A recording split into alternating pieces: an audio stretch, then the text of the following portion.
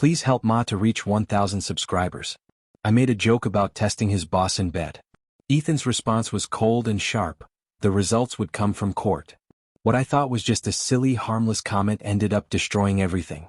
I had no idea how dangerous words could be when trust was already fragile. Ethan had been distant for weeks. Since starting under his new boss, Miranda, he came home talking about her as if she were part of our life. Little jokes, inside references, casual mentions I wasn't included in.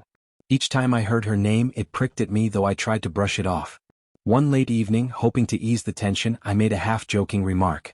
"Maybe I should test Miranda myself," I said, laughing lightly. "See what she's doing to you." Ethan froze, his face unreadable, and said nothing. I shrugged it off, assuming he was just tired. The next morning, the chill in the house was unmistakable. No kiss, no casual text, just silence. That night at dinner he finally spoke. "You want to test my boss?" he asked, calm but sharp. I laughed awkwardly. "Ethan, it was a joke." He didn't laugh. Leaning forward he said, "Good. Because she told HR you threatened to seduce her." My heart sank. "What?" I stammered, thinking he was joking. He wasn't. Apparently, Miranda had overheard part of our argument over speakerphone the night before. My joke had somehow turned into a serious accusation. Ethan showed me the email. HR had scheduled an internal review. I tried to explain, insisted it was sarcasm. He only shook his head. "You've embarrassed me," he said. The next 2 days made things worse. Ethan's company suspended him for alleged professional misconduct, claiming I had sent cryptic messages to Miranda via his phone. I hadn't, but the damage was done. He returned home that evening holding a letter. "You've ruined me," he said quietly, then left before I could respond. For 3 weeks I lived in silence. My calls were ignored. His family avoided me. Friends gave me questioning looks. Sleep left me and food lost its taste. Our home, once full of laughter, felt haunted. Then came the legal notice.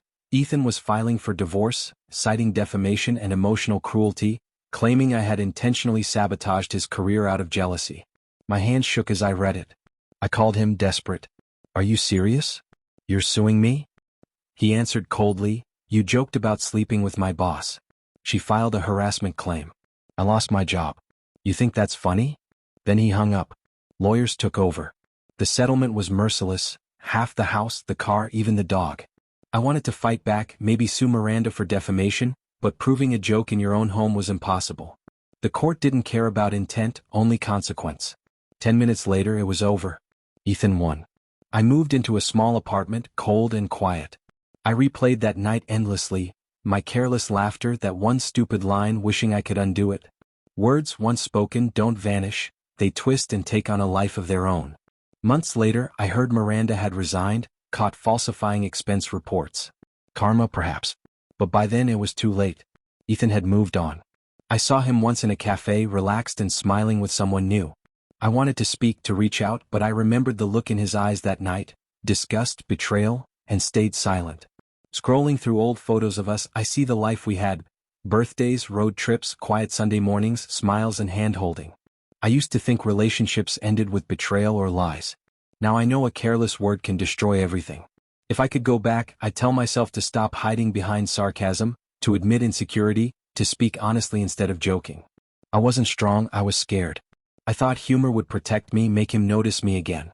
Instead, it revealed me as cruel. Now I weigh every word, every laugh, every joke.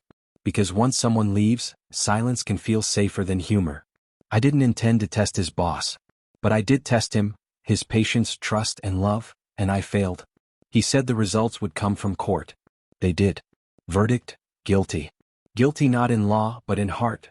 Guilty of forgetting when love needs tenderness instead of irony, guilty of letting pride overshadow understanding. When people ask why my marriage ended, I tell them, it was a joke. They laugh, assuming I exaggerate. But I don't. That joke cost me everything I loved, and I'll carry the lesson forever. Even a harmless line can destroy the life you hold most dear. Please help Ma to reach 1,000 subscribers.